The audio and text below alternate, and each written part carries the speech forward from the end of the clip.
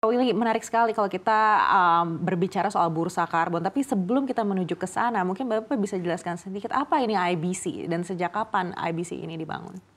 IBC stands for Indonesian Business Council. Ini adalah asosiasi atau platform pengusaha, pemimpin dunia usaha dan industri yang berkomitmen untuk membantu negara dan bangsa ini dalam urusan pertumbuhan ekonomi, meningkatkan daya saing bangsa dan kesejahteraan masyarakat.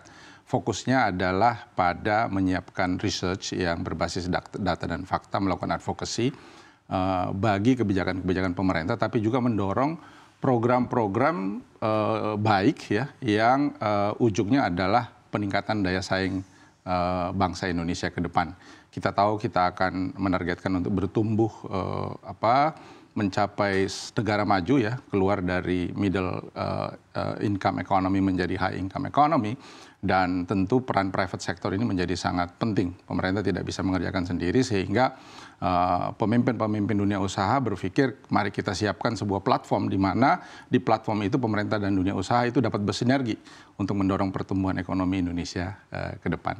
Baik, mimpi untuk menjadi negara maju di 2045 ini terasa manis kalau kita dengar dari pemerintah begitu. Tapi bagaimana bursa karbon atau carbon market ini bisa berpartisipasi di dalamnya? Apalagi kalau kita mendengar dari diluncurkan September 2023 lalu sampai sekarang, ini ternyata bursa karbon yang ada juga belum sesuai dengan ekspektasi. Namanya barang baru, jadi sesuatu yang baru tentu butuh waktu untuk berkembang, dan tadi sudah disampaikan dalam setahun ini saya kira proses yang sudah dilakukan cukup banyak.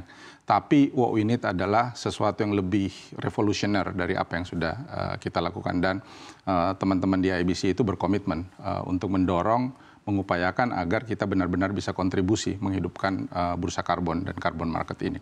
Saya boleh mengatakan bahwa one of the biggest initiative untuk mendorong pertumbuhan 8% nanti yang ditargetkan oleh next administration itu adalah carbon market. Kenapa? Karena hari ini kita bicara soal perubahan iklim, dan fasilitas perubahan iklim atau financing yang tersedia di perubahan iklim itu besar sekali. Kita sebut dengan climate financing. Ini belum kita tap, ini belum ditap oleh negara dengan maksimal. Kita baru banyak mengandalkan kemampuan sendiri. Kalau kita melihat target kita di National Determined Contribution, kita mau mencapai ambisi 32% atau 43% by 2030 penurunan emisi. Kalau itu mau kita capai, maka the only way itu adalah berpartisipasi di global climate financing, dan carbon market atau bursa karbon itu adalah elemen, boleh dikatakan salah satu elemen paling penting agar kita dapat mengakses pendanaan dana-dana climate internasional. Nah, di mana peran private sector? Private sector ini kan mainnya di area market ya, kalau kita bicara. Oleh sebab itu, kalau ekosistem carbon market ini bisa disiapkan dengan baik, maka saya yakin teman-teman private sector ini akan banyak untuk berpartisipasi, dan itu tentu akan mendorong. Kalau kita sekarang bicara 5% pertumbuhan, kalau kita mau 8% pertumbuhan ekonomi, mari kita lihat carbon market ini sebagai opportunity untuk meningkatkan pertumbuhan kita dari 5% ke 8% economic growth. Baik, IBC sendiri melihat tantangan utamanya seperti apa sih untuk bisa mengembangkan carbon market ini? Ada dua hal ya, kita lihat ada tantangan jangka pendek yang kita sebut infrastructure challenge, ada yang jangka panjang, systemic challenge. Kalau systemic challenge ini butuh waktu yang lebih panjang. Kita perlu ada sebuah kelembagaan climate economy yang kuat, karena kita perlu koordinasi antara pemerintah. Kita butuh roadmap carbon market yang hari ini belum tersedia. Tapi dalam jangka pendek, sebenarnya fasilitasi yang sudah disiapkan oleh OJK itu udah bagus. Mari kita berdayakan itu, mari kita partisipasi di situ. Nah, di sini persoalannya adalah bagaimana menyiapkan beberapa instrumen. Jadi kalau kita lihat OJK memang menyiapkan bursa karbon, tetapi pemerintah, kementerian-kementerian yang terkait ya dengan bidang-bidang atau sektor seperti energi, transportasi, kehutanan, perlu menyiapkan apa yang namanya batas atas emisi. Karena perdagangan di karbon itu akan menggunakan apa yang namanya emission trading system. Emission trading system itu akan pakai cap. Berapa sih batas yang diinginkan, atau nanti akan ada offset dan sebagainya macam.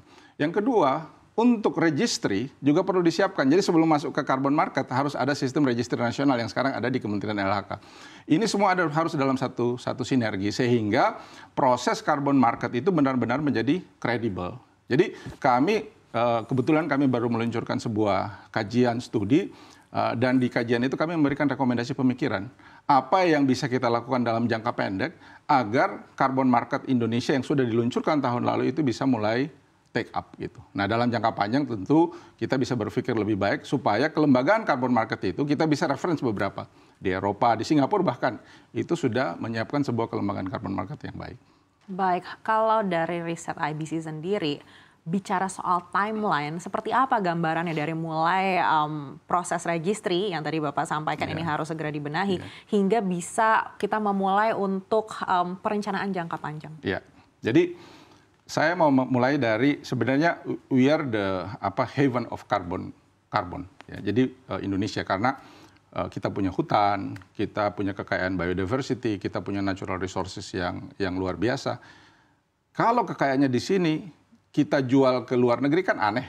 We have the market here. We have to provide market di dalam negeri. Nah, yang ingin saya sarankan di sini adalah bagaimana upaya bersama pemerintah dan private sector untuk pertama menjadikan dalam jangka pendek inisiatif ini berjalan. Ada semacam penyiapan ekosistem carbon market yang didukung oleh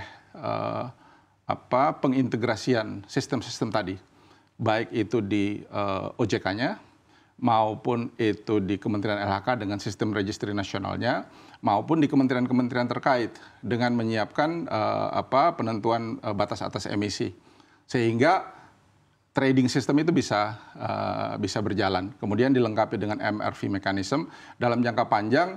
Kalau koordinasi carbon financing ini atau climate financing ini bisa ada di dalam satu kelembagaan dipimpin oleh presiden misalnya, itu akan lebih baik lagi.